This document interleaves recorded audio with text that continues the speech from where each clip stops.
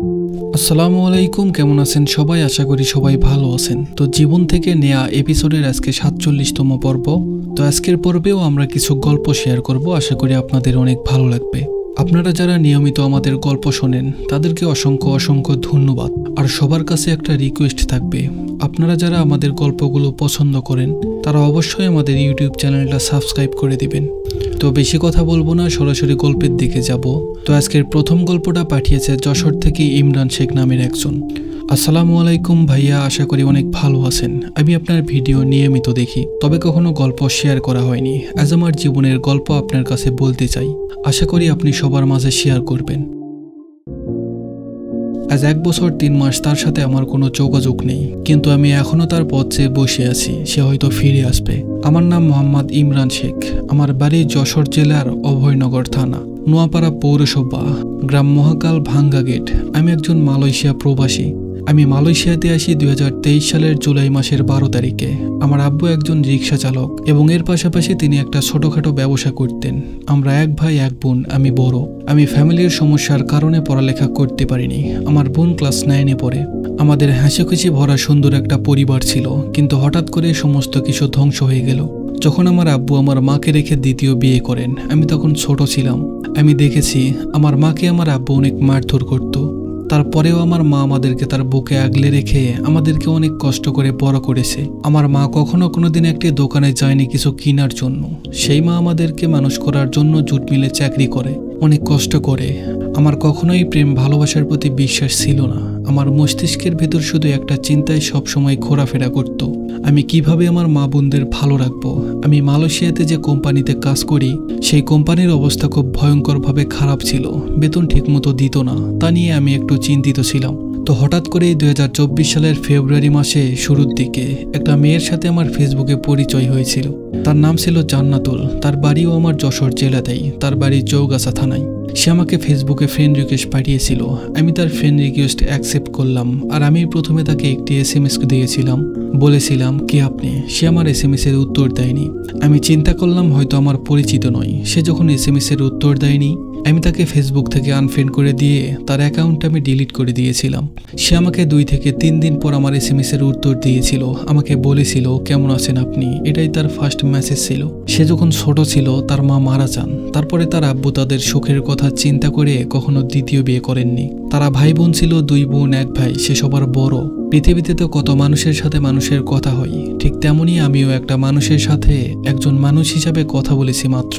সে 3 দিনের মাথায় আমাকে তার ভালোবাসার কথা প্রকাশ করে। আমি তার গভীর ভালোবাসা দেখতে পেলাম, বুঝতেও পারলাম। কিন্তু আমার পারিবারিক যে অবস্থান, সে অবস্থান থেকে আমি কোনো মানুষের ভালোবাসার প্রতি আগ্রহী বা বিশ্বাসী ছিলাম না। তো আমি আমার অবস্থানের কথা, আমার শিক্ষাগত যোগ্যতা, আমার সমস্ত কিছুই আমি তাকে সত্যি বলেছি। তবুও সে আমাকে ভালোবাসতে চাই, আমাকে চাই তার জীবনসঙ্গী হিসাবে। সে পৃথিবীতে আর কাউকে চায় না। সে তখনও জানতো না যে আমি একজন প্রবাসী। সে তার ভালোবাসার কথা প্রকাশ করার পর অনেক কান্নাকাটি করত, আমাকে অনেক ভালোবাসতো।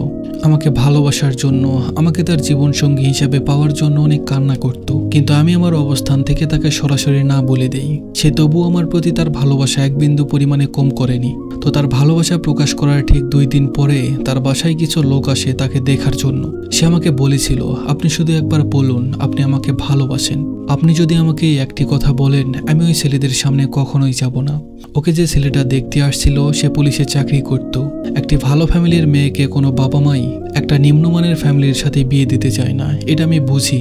কিন্তু ওর চোখে মুখে, ওর কথার মাঝে আমার জন্য যে ভালোবাসা আমি দেখেছি, আমি আপনাদেরকে মুখের ভাষায় বলে প্রকাশ করে বুঝাতে পারবো না। তো ছেলেরা আসলো তাদের বাড়িতে, তারপর তাকে দেখলো। তাকে দেখার পর আংটি পরিয়ে দিয়ে গেল। আমাকে বলেছিল ফোন করে কাঁদতে কাঁদতে, আজ আমার হাতে অন্য মানুষের পরিয়ে দেওয়া আংটি। আমি শুধু মুখ বুজে সব শুনে গেলাম। সেদিন রাতে সেই ছেলেটি ওকে SMS করলো। স্বাভাবিকভাবে একটা ছেলে মেয়ে যখন পারিবারিকভাবে কথাবার্তা হয়ে যায়, তখন ছেলেটি ওই মেয়েকে SMS কিংবা ফোন করবে, এটাই স্বাভাবিক। কিন্তু ওই ছেলের সাথে কথা বলতো না। আমার সাথে প্রায় বাংলাদেশ টাইম রাত 2টা-3টা পর্যন্ত কথা বলছিল। আমি অবাক হয়েছিলাম যে একটা মেয়ে কেন আমাকে এতটা ভালোবাসবে, কেন আমাকে পাওয়ার জন্য তার এত আক্ষেপ। সেদিন রাতের পর আমি আমার মনকে আর বোঝাতে পারিনি, আর ধরে রাখতে পারিনি।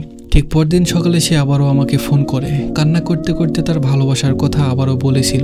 আমি তখন তাকে বললাম, যদি আপনি আমাকে ভালোবেসে থাকেন তাহলে আপনি আমার মায়ের সাথে কথা বলুন, আমার মা যেটা বলবে সেটাই হবে। ঠিক তখনই সে আমার মাকে ফোন করলো, আমার কাছ থেকে ফোন নাম্বার নিয়ে আমার মায়ের সাথে তার কথা হলো। আমার মনের ভেতর অনেক ভয় লাগছিল, আমার মা অনেক রাগী মানুষ ছিল, কিন্তু আমার মায়ের সাথে কথা বলার পর বলল, আমি আজ রাতে বাড়ি থেকে পালাবো। আমি বললাম, কেন, কোথায় পালাবেন? সে বলল, আমি আপনার মায়ের কাছে চলে যাব, আপনার মায়ের সাথে আমার কথা হয়েছে, সে আমাকে আসতে বলেছে তার বাড়িতে। সে মাগরিবের আজানের পরপরই বাড়ি থেকে পালালো। তার আব্বু, তার ভাই, তার পরিবারের সমস্ত মানুষ, এমনকি যে ছেলেটার সাথে ওর এঙ্গেজমেন্ট হয়েছিল সেই ছেলেটা পর্যন্ত চলে আসছিল ওকে খোঁজার জন্য। ওই দিন রাতে আমাদের বাসায় যাওয়ার জন্য অনেক চেষ্টা করেছিল, কিন্তু ও যেতে পারেনি। তাই ওর এক বান্ধবীর বাসায় গিয়েছিল। পরের দিন সকালেও আমাকে ফোন করে, ওর আব্বু নাকি অনেক অসুস্থ হয়ে পড়েছে। এখন আমাকেও বলছে কি করব। আমি বললাম, তুমি বাড়িতে চলে যাও, তোমার আব্বু যদি কখনো আমাকে কিংবা আমাদের ভালোবাসাকে গ্রহণ করে তখন ইনশাল্লাহ সবকিছু হবে। আর আমাদের সবকিছুর উপরে আল্লাহ আছেন, আমাদের জন্য যেটা লিখে রেখেছেন সেটাই হবে আমাদের জন্য সুখের। ওর আব্বু ওর ফ্যামিলির লোক সবাই এসে ওকে নিয়ে গেল। ওর বান্ধবীর বাড়ি থেকে বাড়িতে নিয়ে গিয়ে ওকে একটা রুমে আটকে রাখলো। যেদিন রাতেও বাড়ি থেকে পালিয়েছিল সেদিন রাতে ওর সাথে যে ছেলেটার এঙ্গেজমেন্ট হয়েছিল ওই ছেলেটা আমাকে আমার ফেসবুক মেসেঞ্জারে SMS করে বিভিন্ন রকম হুমকি এবং বিভিন্ন রকমের গালি দিত। এমনকি যে মানুষটাকে কিছুদিন পর সে বিয়ে করবে সেই মানুষটাকে নিয়েও খুব বাজেভাবে গালি দিত। আমার সবচাইতে বেশি খারাপ লাগার এই একটা বিষয় ছিল যে একটা মানুষ একটা মেয়েকে সম্মান করতে পারে না, তাকে নিয়ে সে কিভাবে সংসার করবে, সারাটা জীবন একসাথে থাকবে। জান্নাতকে বাড়িতে আটকে রেখেছে। তার ঠিক 2 দিন পরে ওর আব্বু ওকে বলে, আম্মু চলো শপিং করতে যাব। ও আমাকে SMS করে বলেছিল, আমি বলেছিলাম যাও, আব্বু যেতে বলেছে তাহলে ঘুরে আসো, তোমার মনটাও ভালো লাগবে। ওর আব্বু ওকে শপিং করার নাম দিয়ে কাজী অফিসে নিয়ে যায়। ওই কাজী অফিসের ভেতর ওই ছেলেটা জান্নাতের গায়ে হাত তুলেছিল। জান্নাত সেখানে বিয়ে করতে রাজি হয়নি, ওখান থেকে চলে আসে বাড়িতে। তার কিছুদিন পর ওর আব্বু হঠাৎ করে স্ট্রোক করে। ওর আব্বুকে ওরা ঢাকা PG হাসপাতালে নিয়ে যায়। 3 থেকে 4 দিন ওর আব্বুকে ICUতে রাখা হয়েছিল। ও খুব চিন্তিত ছিল ওর আব্বুকে নিয়ে, এতটাই খারাপ পরিস্থিতি। তারপরে ও আমার সাথে এক মুহূর্তের জন্য কথা বলা বন্ধ করেনি। জান্নাত ওর আব্বুকে বাড়িতে নিয়ে আসলো। ও সবসময় ওর আব্বুর কাছে থাকতো, আব্বুর সেবা যত্ন করত। কিছুদিন পর ওর আব্বু সুস্থ হয়ে যায়। জান্নাত সবসময় আমাকে একটা কথা বলতো, আমি তোমাকে ছাড়া বাঁচবো না, তোমাকে ছাড়া আমি কিভাবে থাকবো, আমি কিভাবে অন্য মানুষের হাত ধরে তার সাথে সারাটা জীবন পার করে দিব, তোমাকে রেখে অন্য মানুষের সাথে কিভাবে আমি সংসার করব। জান্নাত বলতো, আমি বাড়ি থেকে আবারও পালাবো, আপনাকে না পেলে আমি মরেই যাব। ওর আব্বু বিয়ের জন্য আরেকটু চাপ দিল, তারপরেও বিয়ের জন্য রাজি হলো না। হঠাৎ করে একদিন সকালে ওই ছেলেটা আমাকে SMS করে বলল, ভাই জান্নাতের আব্বু তো মারা গেছে, আপনি কি জানেন? আমি জানতাম না, কারণ জান্নাতের সাথে আমার 2-3 দিন কথা হয়নি। আমি ওই ছেলেটাকে বললাম, হ্যাঁ জানি। ছেলেটা বলল, জান্নাত আমার ফোন ধরছে না, আপনি একটু ওকে বুঝাবেন, ও যেন বেশি টেনশন না করে। ওই দিন রাতে হঠাৎ করে জান্নাত আমাকে SMS করলো। SMS করে বলল, পৃথিবীতে আমাদের দেখার মতো আর কেউ রইল না, আমরা এতিম হয়ে গেলাম।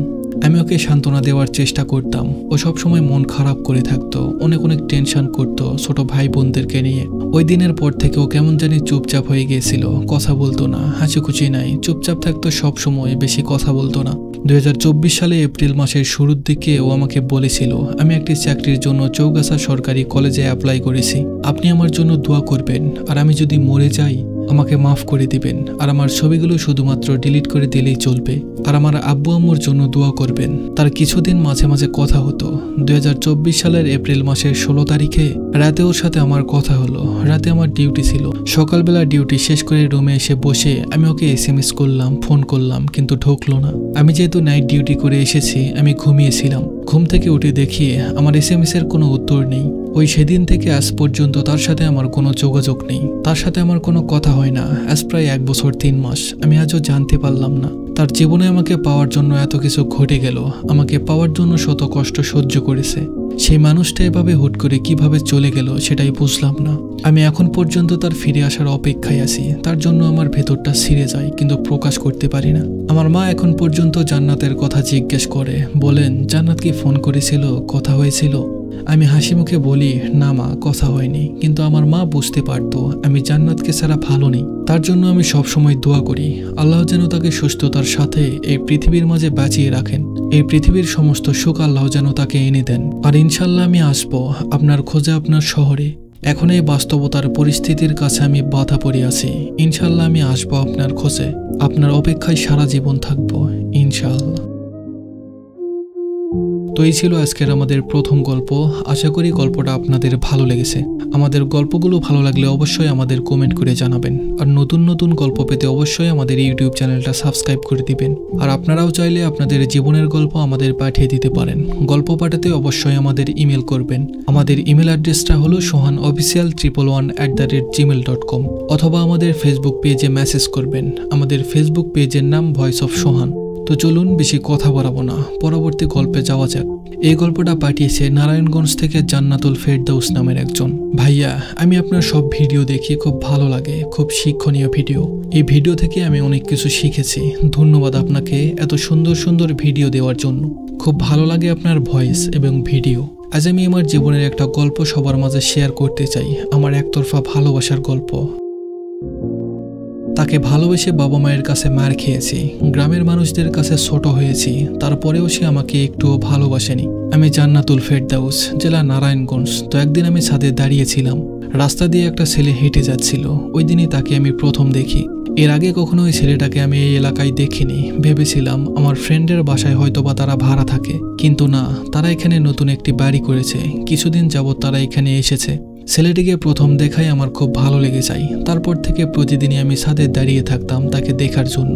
সে পড়তো মাদ্রাসায় ক্লাস 9-এ, আর আমি পড়তাম ক্লাস 8-এ। আমার বয়স 14 বছর আর তার বয়স ছিল 17 বছর। দুজনেই খুব ছোট ছিলাম। দেখতে দেখতে তাকে আমার এতটাই ভালো লেগে যায় যে একদিন আমি একটা চিঠি লিখলাম তার জন্য। চিঠিটা ছিল এমন, জানি না আপনার মধ্যে এমন কি আছে যার কারণে আপনাকে দেখার জন্য মন আমার প্রতিদিন অপেক্ষা করে বসে থাকে। আমি আপনাকে অসম্ভব ভালোবেসে ফেলেছি। আপনি যদি আমাকে ভালোবেসে থাকেন একটা চিঠি লিখবেন প্লিজ। চিঠিটা আমি আমার এক চাচাতো বোনকে দিয়ে পাঠাই। জানি না সে কার হাতে চিঠিটা দেয়। চিঠি দেওয়ার পরের দিন সকালে আমি আমার ফ্রেন্ডের বাসায় যাই। আমার ফ্রেন্ড আমাকে বলে আমি যে চিঠিটা দিয়েছি সেটা নাকি পুরো গ্রামের মানুষ জেনে ফেলেছে। চিঠিটি নাকি আমার বান্ধবীর ভাইকে দিয়ে পড়ানো হয়, আরও পড়েছিল সবার সামনে। চিঠির মধ্যে আমার নাম উল্লেখ থাকায় সবাই আমাকে চিনে যায়। সবাই আমাকে নিয়ে নানানভাবে নানান কথা বলতে লাগলো। আমার মার কানে যখন কথাটা আসলো, আমার মা আমাকে খুব মারে আর কান্না করতে করতে বলে যে তোর মতো সন্তান আমার গর্ভে কেন হলো, আমি কেন তোকে জন্মের আগে মেরে ফেললাম না। এই কথাগুলো শুনে আমার চোখ থেকে অশ্রু ঝরতে লাগলো। আমি আমার মাকে কি বলে সান্ত্বনা দিব এবং আমাকে আমি কি বলে সান্ত্বনা দিব তার কোনো ভাষা খুঁজে পাচ্ছিলাম না। বাবা ওই কথাটা শুনে কিছু বলেনি, চুপ করে থাকতো, ঠিকমতো আমার সাথে কথা বলতো না। তারপর কিছুদিন এমনিতেই কেটে যায়, সবকিছু আবার আগের মতো শান্ত হয়ে যায়। তারপরেও আমি ওই ছেলেটাকে প্রতিদিনই দেখতাম, কিন্তু ও সেটা সহ্য করতে পারতো না। ও আবার আমার জেঠোকে সবকিছু বলে দেয়। একদিন রাতে আমি, আমার ছোট বোন, আমার চাচাতো বোন সবাই মিলে বাইরে বের হই। তখন ওই ছেলেটাকে আমি দেখতে পাই। তার পিছু নিতে নিতে নদীর পাড়ে চলে যাই। আমাদের বাসা থেকে একটু দূরেই নদী ছিল। রাত যখন 9টা বাজে তার কাছে গিয়ে আমি তাকে বলি যে আমি আপনাকে অসম্ভব রকমের ভালোবাসি। তার উত্তরে আমাকে সে বলল সে নাকি অন্য একজনকে ভালোবাসে, তার নামও আমার নামেই ছিল, মানে জান্নাত। সে মেয়েটা নাকি তাকে ধোঁকা দেয় এবং সে জান্নাত নামের কোনো মেয়েকে পছন্দ করতো না। আমি তাকে নানাভাবে বোঝানোর চেষ্টা করি, কিন্তু সে বোঝে না। ওই দিন আমি চলে আসি সেখান থেকে। বাড়িতে এসে বসতে না বসতেই তার মা এবং সাথে কিছু পাড়াপড়শি আমাদের বাসায় আসে। আমার মাকে নানাভাবে কথা শোনাই। আমাকে বলে যে তার সামনে যেন আমি আর না যাই, তার থেকে যেন দূরে দূরে থাকি। ওই দিনটা যে আমি কিভাবে কাটিয়েছিলাম ওইটা শুধু আমিই জানি। শুধু ইচ্ছে করছিল মরে যাই, হয়তোবা মরে গেলে সে বুঝবে। কিন্তু আত্মহত্যা মহাপাপ। খুব কান্না করি, এতটাই কান্না করি যে নিঃশ্বাস নিতেও কষ্ট হচ্ছিল। আমি অসুস্থ হয়ে পড়ি। কিছুদিন আমাকে ঘর থেকে বের হতে দেয়নি। আমার মা আমার ফোনটাও ধরতে দেয়নি। তাতে অবশ্য আমার কিছু করার ছিল না। তারপরেও আমি হার মানিনি। বারবার ছুটে যাই তার কাছে, তাকে পাওয়ার আশায়। তাকে পাওয়ার জেদ আমার মনে এতটাই ছিল যে তা বলে বোঝাতে পারবো না। আমি তাকে না পাওয়াই পাগলের মতো হয়ে যাই। সারাক্ষণ একা একা ঘরে বসে থাকি আর কান্না করি। কোথাও যাই না, কারোর সাথে মিশি না, চুপচাপ থাকি একদম। তারপর আস্তে আস্তে স্বাভাবিক হই। রাত জেগে তাহাজ্জুদের নামাজ পড়ি। তার জন্য মোনাজাতে দুহাত পেতে আল্লাহর কাছে তাকে ভিক্ষা চাই, কিন্তু আল্লাহ তাকে দেয়নি। আমি একদিন রাতে দোকানে যাচ্ছিলাম। সে পিছনে থেকে আমাকে খুব বাজে বাজে ভাষায় গালিগালাজ করতে লাগলো। তারপর আমি তাকে বললাম যে আমি কি করেছি, এত কষ্টের পরেও কি আরো কষ্ট দেওয়া বাকি ছিল। ও খুব খারাপ ভাষায় গালি দিতে থাকে। সেটা আবার আমার চাচাতো ভাই শুনে ফেলে।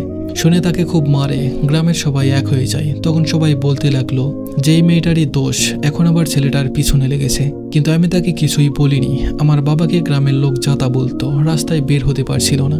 গ্রামবাসীর জন্য ঘরে থাকাটাও আমার জন্য খুব কষ্টের হয়ে যায়। জীবনযুদ্ধে কোনো মতো টিকে থাকি। তারপর একদিন শুনি যে তারা নাকি আর এখানে থাকবে না, আমার জন্য নাকি তারা এখান থেকে চলে যাবে। আমি তাকে এতটাই বিরক্ত করে ফেলেছি যে তারা এখন এখান থেকে চলে যাবে। কিছুদিন পর সত্যিই তারা এখান থেকে চলে যায়। আমি তাকে দেখার জন্য ছটপট করতে থাকি। ইচ্ছে করত তাকে এক পলক দেখার জন্য, কিন্তু আফসোস তাকে আর দেখা হয়নি। এভাবেই কিছুদিন কেটে যায়, কিন্তু তার মায়া কাটে না। হঠাৎ একদিন আমার ছোট মামা কল করে বলে যে সেজেগুজে পরিপাটি হয়ে নানু বাসায় যেতে। তখন আমি কিছুই বুঝতে পারছিলাম না।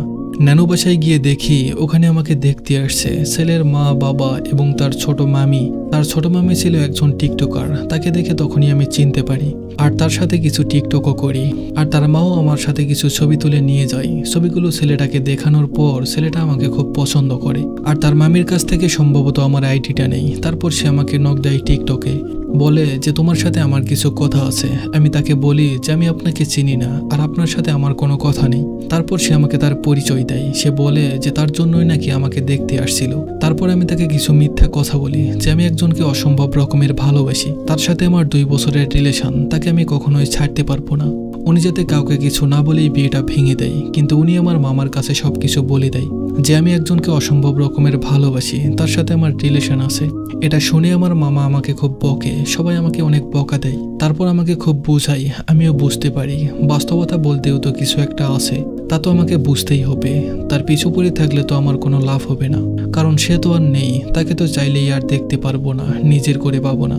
তারপর আর কি, ওই ছেলেটার সাথেই আমার বিয়ে ঠিক করা হয়। ওই ছেলেটাকে আমি বুঝিয়ে বলি যে সব কথা মিথ্যে ছিল, কিন্তু এটা সত্য যে আমি একটা ছেলেকে অসম্ভব ভালোবাসতাম। তাকে আমি সম্পূর্ণ বিষয়টা খুলে বলি, সেও আমাকে বুঝলো। ছেলেটা অসম্ভব পরিমাণে ভালো, আমাকে খুব কেয়ার করে, আমাকে খুব বোঝে। তার সাথে কথা বলার পর আমি অতীত থেকে অনেকটাই বেরিয়ে আসতে পেরেছি। এখন আর তাকে খুব বেশি মনে পড়ে না আমার, কিন্তু মনে পড়লে খুব কান্না পাই তার জন্য। ছেলেটা বিদেশে থাকে, ও দেশে আসলেই আমাদের বিয়ে।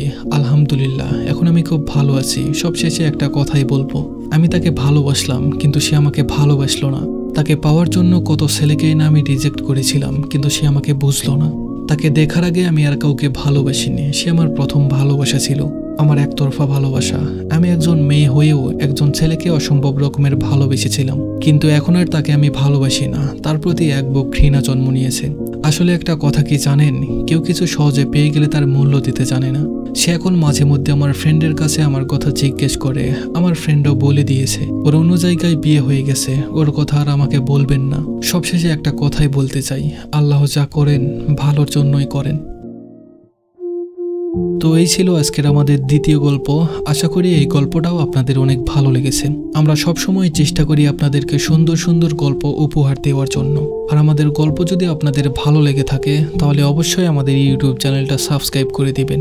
আপনারা হয়তো জানেন না, আপনাদের একটা সাবস্ক্রাইব, একটা লাইক, একটা কমেন্ট আমাদের ভিডিও বানানোর আগ্রহ দ্বিগুণভাবে বাড়িয়ে দিতে পারে। তো চলুন বেশি কথা না বাড়িয়ে শেষ গল্পটা শুরু করা যাক। আমি কখনো ভাবিনি আমার ভয়ঙ্কর অতীত মেনে নিয়ে আমার মতো ডিভোর্সি মেয়েকে কেউ ভালোবাসবে। আমার বয়স যখন 13 বছর, তখন কিছু বুঝে ওঠার আগেই বাবা মা আমাকে বিয়ে দিয়ে দেয়। তখন আমি ক্লাস 6-এ পড়ি। বিয়ের সময় পড়াশোনা করানোর কথা হলেও বিয়ের পর আর হয়নি, সংসার করতে থাকি। বিয়ের 6 মাস যেতে না যেতেই স্বামীর কাছে অবহেলার পাত্র হয়ে গেলাম। ছোট ছোট ভুল হলেই খুব মারধর করত। আমার বয়স 13 ছিল, তখন সংসারের কি বা বুঝতাম। 1 বছরের মাথায় আমি একটা কন্যা সন্তানের মা হলাম। সবাই খুব খুশি ছিল, আমি অনেক খুশি ছিলাম। হাজারো কষ্ট হলেও মেয়ের মুখের দিকে তাকিয়ে সবকিছু সহ্য করতাম। কিন্তু সেই সুখ বেশি দিন থাকলো না। 2 মাস 20 দিন পরে হঠাৎ করে আমার মেয়ে অসুস্থ হয়ে পড়ে। ওকে ঢাকা হসপিটালে নিয়ে যাওয়া হয়, কিন্তু শেষ রক্ষার হলো না, আল্লাহ তাকে নিয়ে গেল।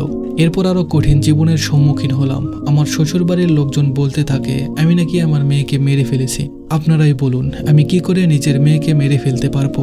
আজকাল হয়তো অনেকেই পারছে, তবে আমার পক্ষে সম্ভব না। আমার শ্বশুর শাশুড়ি আমার স্বামীর কাছে প্রতিদিন আমার নামে বাজে বাজে কথা বলতো।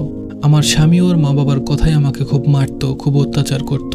আমি প্রতি রাতেই কান্না করে ঘুমাই, সারাদিন না খেয়ে থাকি। রাতে ওর সাথে খাবো বলে বসে থাকতাম, কিন্তু ও একটা বারও বলতো না আমি খেয়েছি কিনা। এভাবেই কষ্টের সাথে চলছিল দিন। 2 বছর কেটে যায়। 2 বছর পর আমার স্বামী আমাকে কিছু না জানিয়ে বিদেশে চলে যায়। আমি ওর বাড়িতেই থাকতাম। ওর বাবা মা আমাকে কখনো জিজ্ঞাসা করতো না আমার কিছু লাগবে কিনা। আমার মা বাবাই আমাকে সবকিছু দিত। আমার মা বাবা আমাকে চালাতো।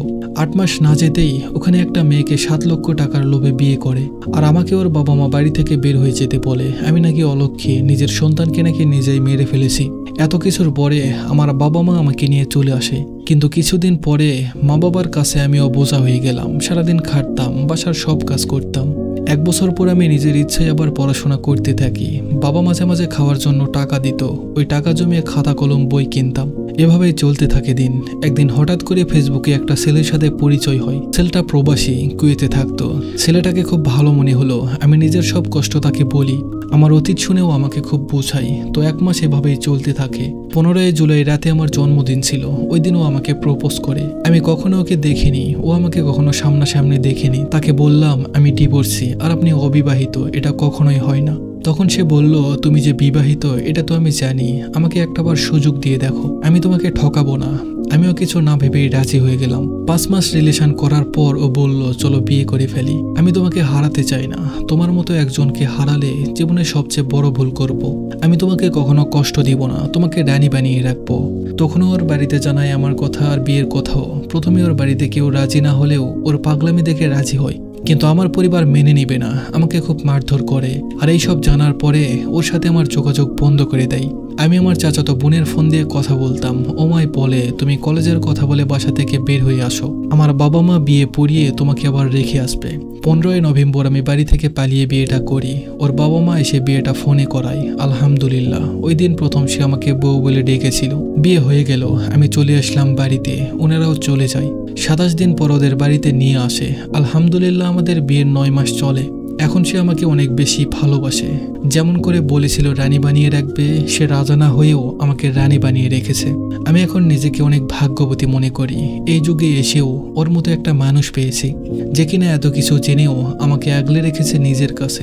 আজ পর্যন্ত কখনো তুই করে কথা বলেনি, তবে সবচেয়ে বেশি ভালো লাগে যে আমরা কখনো কেউ কাউকে বাস্তবে সামনে থেকে দেখিনি। সে বলে, আমি মৃত্যুর 1 সেকেন্ড আগ পর্যন্ত তোমাকে ছাড়বো না, মিলিয়ে নিও। তো এই ছিল আজকের আমাদের গল্পগুলি। আশা করি আমাদের গল্পগুলো আপনাদের অনেক ভালো লেগেছে। আমাদের গল্পগুলো ভালো লাগলে অবশ্যই আমাদের জানাবেন। আর নতুন নতুন গল্প পেতে অবশ্যই আমাদের ইউটিউব চ্যানেলটা সাবস্ক্রাইব করে দিবেন। তো দেখা হবে আবার নতুন কোনো গল্প নিয়ে, নতুন কোনো ভিডিওতে। সবাই ভালো থাকবেন, সুস্থ থাকবেন। ধন্যবাদ সবাইকে।